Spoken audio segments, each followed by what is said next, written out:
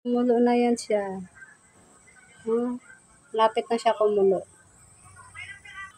Ito guys, isa lang ko tong panghalong pakbit yung sa yan. Isa lang ko yan guys. Para mamaya na yung malunggay, sabay na sa isda.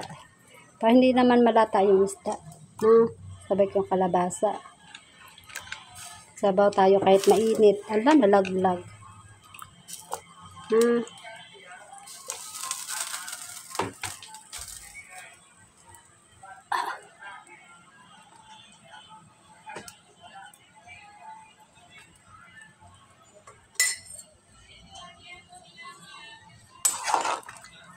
May tanglad kasi guys, ayan tanglad yan siya ay. Yan, tanglad po yan.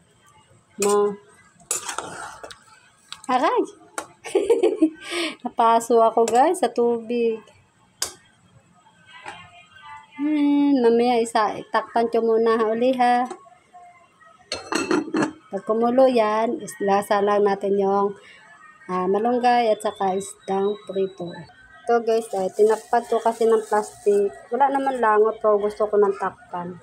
Para hindi magapangan ng mga insekto. Ayan guys, kumulo siya.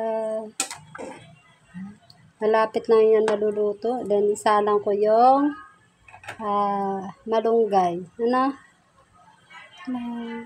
Yan kasi malunggay. Inugasan ko na to ay.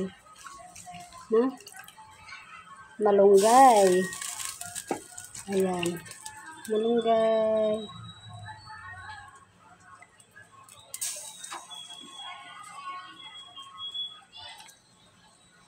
Kahit mainit guys, kailangan tayo ng sabaw, no? Paiba naman. Lagi kasi kaming talbo, so malunggay naman. Ano ba English ng malunggay? Di ko alam ay. Basta lang lang ako.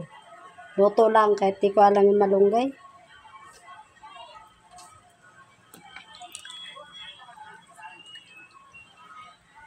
Di ko alam yung English ng malunggay. Sino kayo nakalam ng English ng malunggay, no? Salamat sa inyo lahat.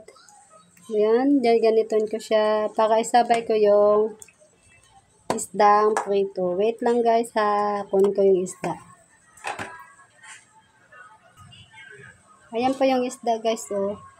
Baga dalawa lang ihalo ko. Kasi yung anak ko ay ayaw niya yung ihalo. Kaya dalawa lang ihalo ko. Dalawa lang. Dalawa lang ihalo ko. Guys. Sino kaya gusto ng ganito, no?